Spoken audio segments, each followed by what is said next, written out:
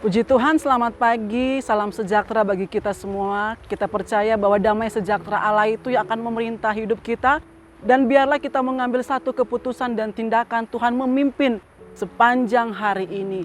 Firman Tuhan saya ambil dalam Kejadian 39 ayatnya yang ke-8.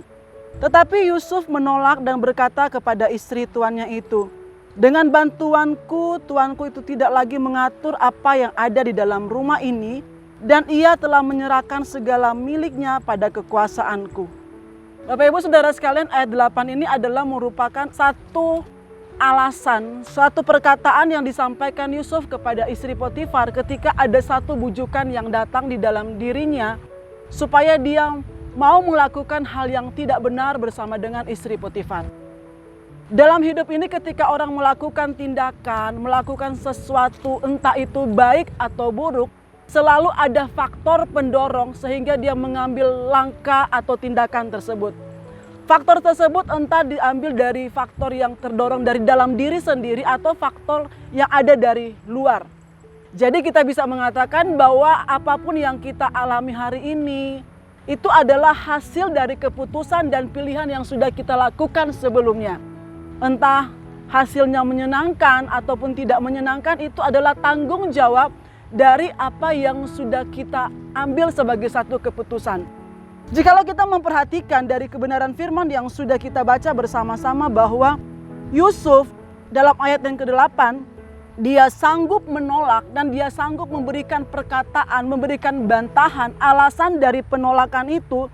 Sebenarnya kalau saya bisa katakan itu adalah situasi yang bisa menguntungkan atau situasi yang mendukung untuk dia bisa mengambil tindakan seperti apa yang diinginkan oleh istri Potifar.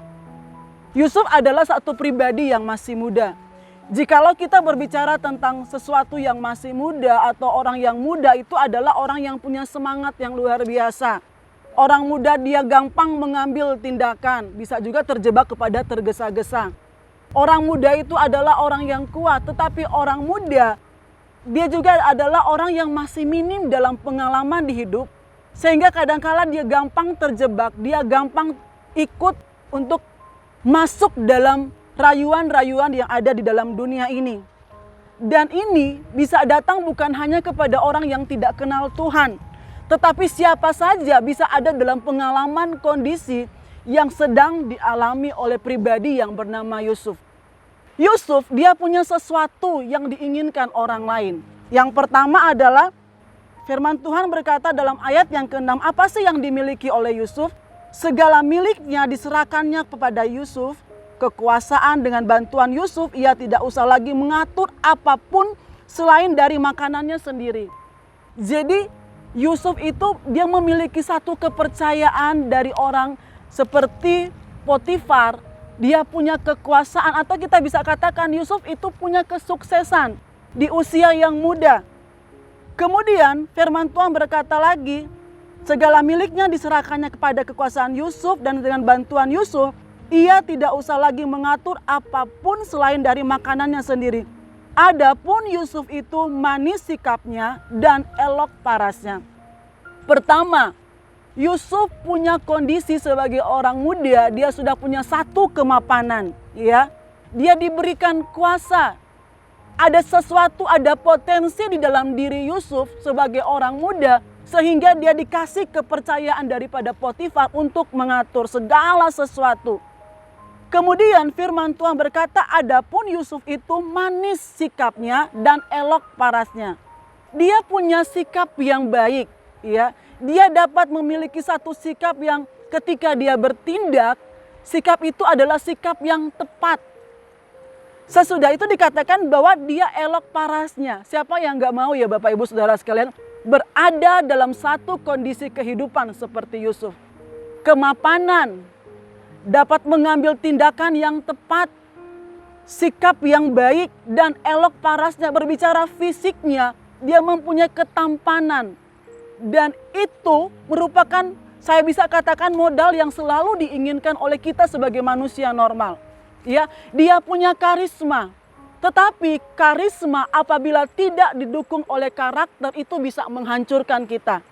Kita punya karisma tetapi kita harus menjadi orang-orang yang memiliki karakter. Apapun faktor pendorong untuk kita bisa mengambil satu tindakan, biarlah itu didasarkan pada satu karakter yang berkenan kepada Tuhan. Dan firman Tuhan berkata, apa yang bisa membuat Yusuf untuk dia bisa menolak, dia tidak masuk dalam apa yang diinginkan oleh istri Potifar. Ayat 9 berkata, bahkan di rumah ini ia tidak lebih besar kuasanya daripadaku, dan tiada yang tidak diserahkannya kepadaku selain daripada engkau, sebab engkau istrinya. Bagaimanakah mungkin aku melakukan kejahatan yang besar ini dan berbuat dosa terhadap Allah? Yusuf dia bisa berkomitmen, dasar komitmennya adalah dia memiliki satu ketaatan kepada Allah. Komitmen kita berdasarkan kepada apa? Kita bisa berkomitmen itu mungkin kita berkata saya sudah komitmen dengan berdasarkan kepada kasih saya kepada Allah. Kasih saya kepada manusia pun juga bisa. Tetapi yang paling utama, Yusuf sanggup, dia mampu menolak untuk supaya dia tidak melakukan hal yang jahat di mata Tuhan. Dan juga saya percaya Potifar kan akan sangat kecewa. Karena apa? Karena dia mengasihi Allah. Di dalam kehidupan ini, banyak mungkin tantangan, ada ujian, ada cobaan.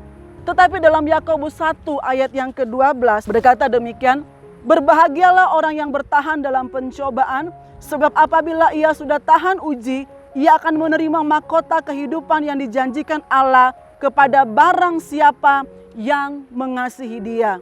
Kalau kita mau kuat dalam tantangan hidup, dalam pencobaan yang datang, dasarnya miliki kesadaran untuk mengasihi Allah. Amin. Kita sadar kita punya satu keinginan bertemu dengan Allah karena kita mengasihi Dia. Maka pencobaan apapun yang sedang kita alami, maka kita akan kuat. Kita belajar dari pribadi Yusuf. Dan Allah yang akan menguatkan kita. Sehingga pemazmur pun berkata, Tuhan lindungilah aku, maka aku akan mengalami penjagaan yang daripada Engkau. Kita tidak pernah tahu pencobaan apa yang akan menghadangi kita. Tetapi ketika kita katakan kita mau berkomitmen berdasarkan kasih Allah, kepada kesadaran bahwa saya mau mengasihi Tuhan.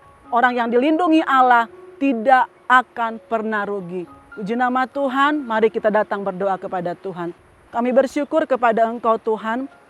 Dalam hidup ini kami punya pilihan, kami punya keputusan. Tapi apapun yang kami lakukan, biarlah semua itu berdasarkan kami mau mengasihi Tuhan. Kasih kami mungkin terbatas Tuhan. Apa yang kami lakukan itu sangat terbatas. Tetapi kami bisa kuat, kami bisa berdiri teguh. Karena kami tahu kami dapat mengasihi Allah. Karena kasih Allah itu yang sudah lebih dahulu terjadi dalam kehidupan kami. Memberkati setiap umat Tuhan, siapapun kami Tuhan, yang menyaksikan dan mendengarkan firman Tuhan dalam kelemahan. Engkau sumber kekuatan. Ketika ada pilihan, ada keputusan, berikan kami selalu ketetapan hati untuk kami melakukan kehendak Tuhan. Yang sakit Tuhan sembuhkan, yang lemah Tuhan kuatkan, yang butuh jalan keluar. Kami hanya berkata Tuhan berikan kami jawaban, berikan kami perlindungan. Dan terima kasih Tuhan Yesus buat damai sejahtera yang melampaui akal dan pikiran kami. Itu yang Tuhan sediakan bagi kami. Ketika kami mau mengambil keputusan, kami mau belajar mengasihi Tuhan. Karena Tuhan sudah lebih dahulu mengasihi kami. Dalam nama Yesus, haleluya, amin.